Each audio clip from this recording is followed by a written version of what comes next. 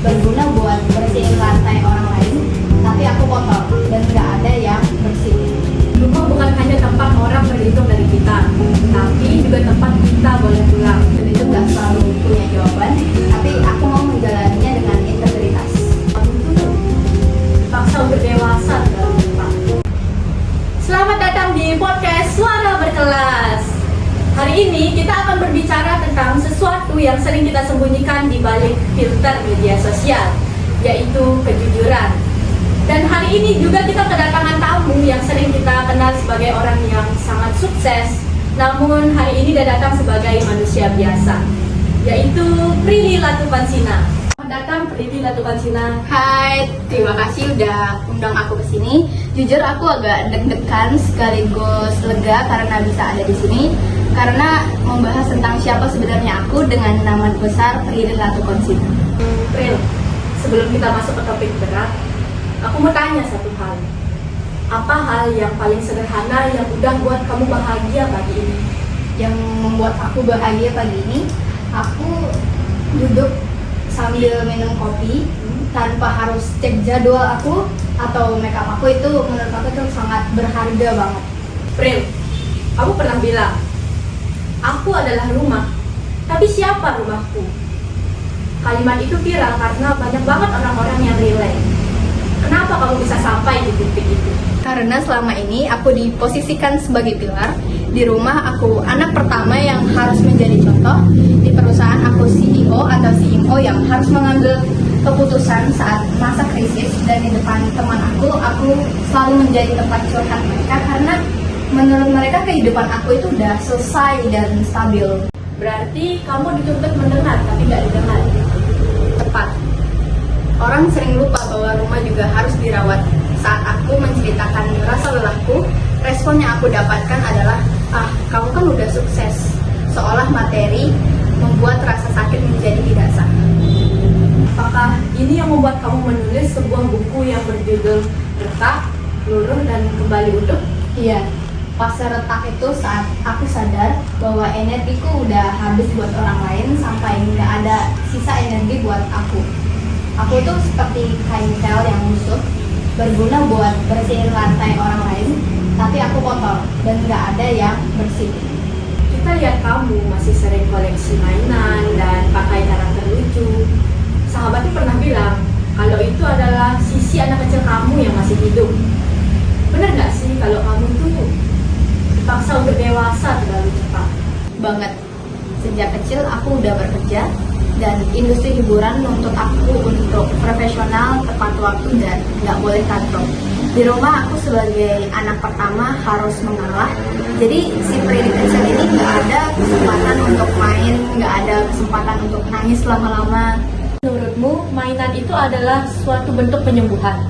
Iya. Itu cara aku bilang ke diriku sendiri bahwa sekarang kamu aman. Tapi karena dulu emosinya sering dipendem, sekarang kalau lagi sama orang yang aku deket banget, aku bisa nangis, aku bisa tantrum. Itu sisi vulnerable yang sama sekali orang nggak lihat. Pril, kamu punya jutaan pengikut, kamu menjaga personal branding. Tapi menurutmu apa bedanya itu dengan pencitraan?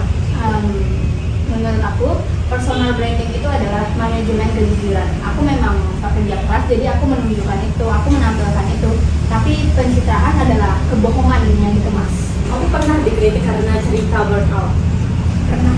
Aku cuma pengen bilang, nggak apa-apa kalau lagi nggak baik-baik saja. Tapi orang membandingkan rasa sakit, seolah rasa sedih itu harus ditakar. Padahal nangis itu rasanya sama aja. Mau kamu nangis di atas number ataupun kamu nangis di atas sana, itu rasanya bakal sama aja. Terus gimana caramu bisa sampai ke fase kembali utuh? Aku belajar minta tolong, aku belajar minta maaf. Dulu aku sempat takut dikira sombong, tapi sekarang aku kalau capek, aku bilang capek. Aku sadar hidup itu nggak selalu punya jawaban, tapi aku mau menjalaninya dengan integritas. Pril, aku mau jujur. Selama ini orang-orang lihat kamu sebagai paket lengkap. Sukses, cerdas, mapan, punya jabatan, punya pengaruh. Tapi hari ini aku lihat sesuatu yang lebih mahal dari semua itu. Yang membuat kamu inspiratif itu bukan karena kamu selalu kuat, Tapi karena kamu berani mengakui bahwa kamu juga pernah rapuh. Dunia ini yang isinya orang-orang yang sibuk untuk terlihat bahagia, kamu justru berani bilang, aku capek. Di saat orang-orang sibuk untuk memperbaiki citra diri mereka, kamu justru sibuk untuk membangun kejujuran.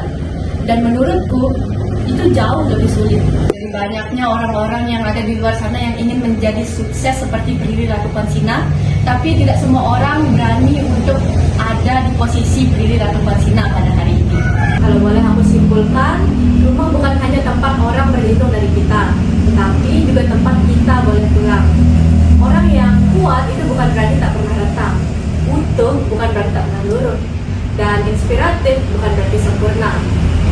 Yang menginspirasi adalah ketika ia tetap menjaga integritasnya, bahkan saat tidak ada kamera, tetap memilih jujur meski bisa saja pura-pura baik-baik saja, tetap belajar mencintai dirinya sendiri, walaupun dunia hanya mencintai versinya yang sukses. Itu dia podcast kita hari ini bersama Prilly Latukonsina, yaitu adalah wanita yang sangat menginspirasi banyak orang. Dan untuk teman-teman pendengar, terima kasih sudah menyimak. Tetap berkelas dengan menjadi diri kalian sendiri. Terima kasih. Terima kasih. Sampai jumpa. Prilly Latukonsina merupakan sosok yang tidak hanya dikenal karena kesuksesannya di dunia hiburan dan juga bisnis, tetapi juga karena keberaniannya dalam menunjukkan sisi kemanusiaannya. Ia berani mengakui bahwa dirinya pernah merasa lelah, rapuh, bahkan berada di titik tidak baik-baik saja. Kejujuran tersebut memberikan dampak positif bagi banyak orang, karena membuat mereka merasa bahwa perasaan lelah dan sedih adalah hal yang wajar, bukan sesuatu yang harus disembunyikan. Selain itu, Prilly juga menunjukkan perubahan sikap yang lebih sehat dalam menjalani kehidupan. Ia mulai berani mengatakan tidak terhadap hal-hal yang melelahkan, belajar meminta bantuan ketika membutuhkan, serta berusaha menjaga kejujuran terhadap dirinya sendiri. Sikap ini menjadi contoh bahwa kesuksesan sejati tidak hanya diukur dari pencapaian materi atau jabatan, tetapi juga dari kemampuan seseorang dalam mengenali, memahami, dan menerima dirinya apa adanya. Dampak yang ia berikan tidak hanya dirasakan oleh orang-orang di sekitarnya, tetapi juga oleh banyak orang yang melihat dan mengenalinya. Ia mampu menjadi representasi bahwa seseorang tetap bisa menjadi kuat tanpa harus menutupi kelemahannya. Hal ini tentu memberikan inspirasi dan semangat bagi banyak orang untuk lebih jujur terhadap perasaan mereka sendiri. Menurut saya, Prilly Latukonsina patut diteladani karena ia mampu menjaga integritas di tengah tekanan dan ekspektasi yang tinggi. Ia menunjukkan bahwa menjadi inspiratif bukan berarti harus sempurna, melainkan berani menjadi diri sendiri dengan segala kelebihan dan kekurangan. Sikapnya mengajarkan bahwa kekuatan sejati justru muncul ketika seseorang mampu menerima dirinya, baik dalam kondisi kuat maupun rapuh. Dengan demikian, Prilly tidak hanya memberikan inspirasi melalui prestasinya, tapi juga melalui nilai-nilai kehidupan yang ia tunjukkan, yang relevan dan bermakna bagi banyak orang dalam menjalani kehidupan sehari-hari. Selama ini aku di posisi current angle sama Kamu, tar dulu, jelek banget nadanya. Kamu justru berani bilang, aku capek. Di saat orang-orang itu berani, kok berani? Selamat datang Prilly Latukonsina. Hai, terima kasih udah undang aku ke sini. Jujur aku agak deg-degan. Hama? Apa lagi? Real kan? Gak mau. Apa? Ini dari sekian orang yang rapi. Ya udahlah, yang keluar rumah aja yang gembel di sini. Ya aku belum mandi, tapi kamu